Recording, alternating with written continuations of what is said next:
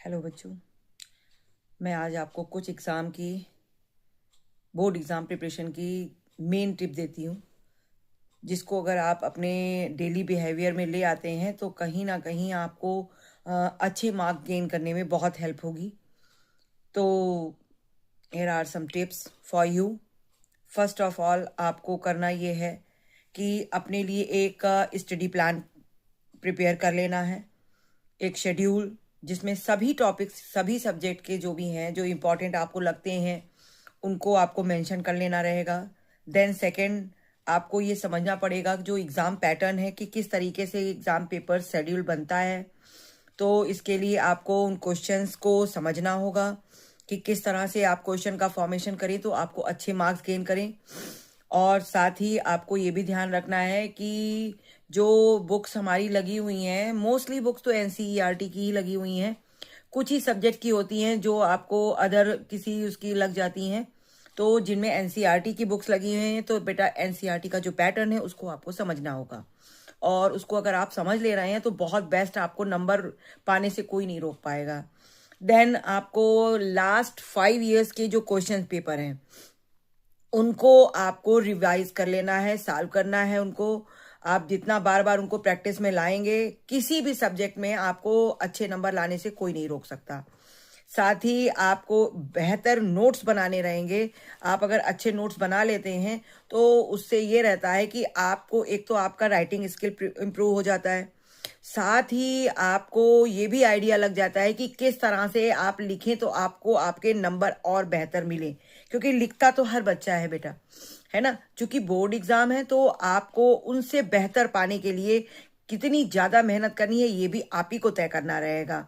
साथ ही आपको प्रॉपर नींद भी लेनी है।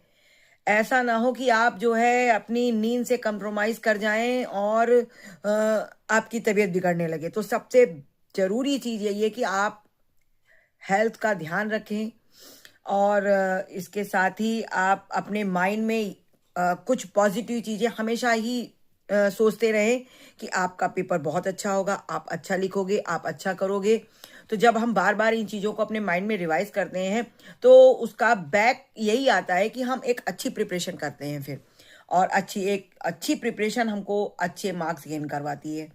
साथ ही हमको अपना रूटीन नहीं चेंज करना है। अगर हम डेली रूटीन में 1 आवर स्टडी कर रहे हैं तो किसी भी तरह से उसको हमको छोड़ना नहीं है। तो अपना रेगुलर बेसिस पे आप अपने आप को डेली मेंटेन रखें। कोई भी चीज है उसको आप साइड वर्क कर सकते हैं, लेकिन अपनी स्टडी से आपको कोई भी कंप्रोमाइज नहीं करना है। साथ ही कुछ सब्जेक्ट्स ऐसे हैं जैसे आपका मैथ है, इंग्लिश है, साइंस है, तो ये सब्जेक्ट्स ऐसे हैं जो थोड़ा ज्यादा टाइम मांगते हैं, ठीक है, क्योंकि इनको आपको समझना रहता है। बार बार रिवाइज करने से ही इन चीजों को आप कर पाएंगे। और जैसे साइंस का सब्जेक्ट है तो उसमें आपको जो साइंस के डायग्राम्स वगैरह हैं उनको समझना पड़ेगा, और जो फार्मूले वगैरह हैं मैथ्स के उनको भी समझना होगा। साइंस के फार्मूले भी आपको रटने होंगे, और इनको रटने के साथ साथ आपको लिख करके भी चेक करना रहेगा। साथ ही आप अपनी लैंग्वेज पे भी आप फोकस रखेंगे, अपनी ग्रामर वर्क पर भी आप फोकस रखेंगे, और सबसे इम्पोर्टेंट जो आपकी राइटिंग है, जितना बेस्ट आप लिखते हो उतना ही बेस्ट आपको मार्क्स भी मिलते हैं। तो आज के लिए बच्चों इतना ही। मुझे लगता है कि इम्प्रूव कर रहे होंगे, और अपनी स्टडी से कहीं भी आपको कंप्रोमाइज नहीं करना है। इवन संडे भी है तो भी आपको आपका रिवीजन वर्क तो करना ही है।